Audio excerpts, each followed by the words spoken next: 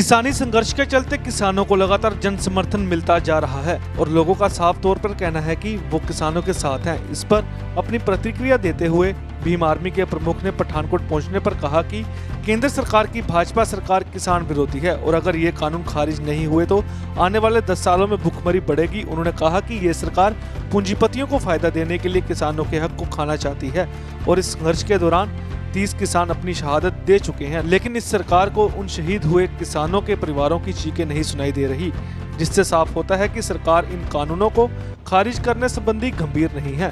उन्होंने कहा कि वह भी दिल्ली से सटे बॉर्डर पर जा किसानों से मिले हैं। अगर शीघ्र सरकार इन खेती कानूनों को रद्द नहीं करती तो आने वाले दिनों में वह भी बड़ी संख्या में नौजवानों के साथ दिल्ली की तरफ कूच करेंगे और किसानी को बचाने के लिए किसान पक्ष में उतर उनका साथ देंगे। मंगल कामना देता हूँ। उसके साथ मनुस्मृति दहन दिवस भी है।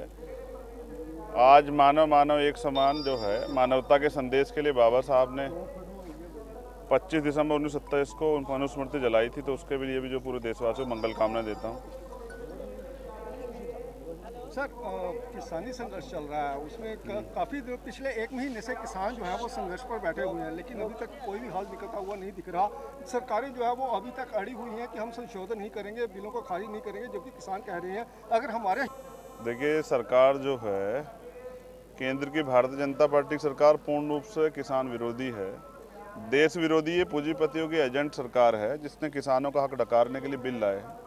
इस बिल की सच्चाई ये है कि अगर ये बिल लागू हो जाते हैं तो 10 साल में भारत के अंदर भुखमरी आ जाए। तो आज अन्नदाता सड़कों पे है और 30 से ज़्यादा किसानों की शहादत हो चुकी है और अब भी सरकार नहीं जाग रही। इससे पता लगता है कि सरकारों को ना तो इस गूंगी बहरी सरकार को ना तो किसानों की चीखें सुनाई दे रही है, ना ही उनके परिवारों का दर्द दिखाई दे रहा है। तो इससे स्पष्ट होता है कि इसको जनता से कोई मतलब नहीं। सर, अभी अगर पंजाब की बात करें तो पंजाब बीजेपी कहीं ना कहीं विफल रही है ये बताने को अपने सेंटर के आकाओं को कि जो देश का 60% अनाज है वो हरियाणा और पंजाब ही उगाकर जो है वो पूरे देश को देते हैं।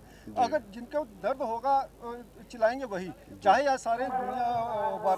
देखिए, हरियाणा पंजाब की संख्या ज़्यादा इसलिए है क्योंकि यहाँ किसानी ज़्यादा होती, लेकिन मैं सभी जहाँ आंदोलन चल रहे हैं, चाहे वो सिंघू बॉर्डर हो, टिकरी बॉर्डर हो, शाहजहाँपुर बॉर्डर हो, गाजीपुर बॉर्डर, मैं सब जगह गया हूँ। पूरे देश के लोग आए हैं, किसी एक स्टेट के नहीं हैं। तमिलनाडु तक के किसान जो है, चेन्नई के किसान, महाराष्ट्र के किसान कल मेरे सामने शाहजहाँपुर बॉर्डर पहुँचे।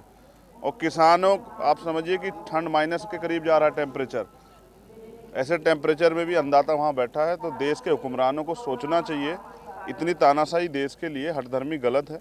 किसानों की मांग पूर्ण रूप से मांगनी चाहिए और इन्हें तीनों बिलों को खत्म खारिज कर देना चाहिए। मुझे लगता है सह सम्मान स्वागत करते हुए किसानों को घर लौटने का न्योता देना चाहिए। अगर सरकार ये नहीं करती तो मुझे लगता है कि किसान के साथ साथ जो है, किसान क्योंकि देश की रीढ़ है, तो जो मजदूर है, जो दैनिक वेतन वाला जो मजदूर है, जो किसानों के साथ काम करता है या जिसके काम ऐसे जो किसान से जुड़े हुए हैं, वो बेरोजगार हो जाएंगे और देश बर्बाद हो जाएगा।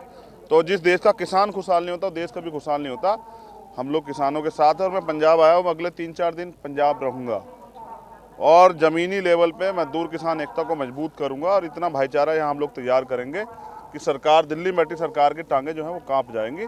और अगर सरकार नहीं मानेगी तो इतनी बड़ी संख्या में हम लोग मूव करेंगे कि सरकार को पता लग जाए कि जनता जाग चुकी है। पठानकोट तो कैमरामैन अभिषेक भारद्वाज के नाल अजय सैनी की रिपोर्ट।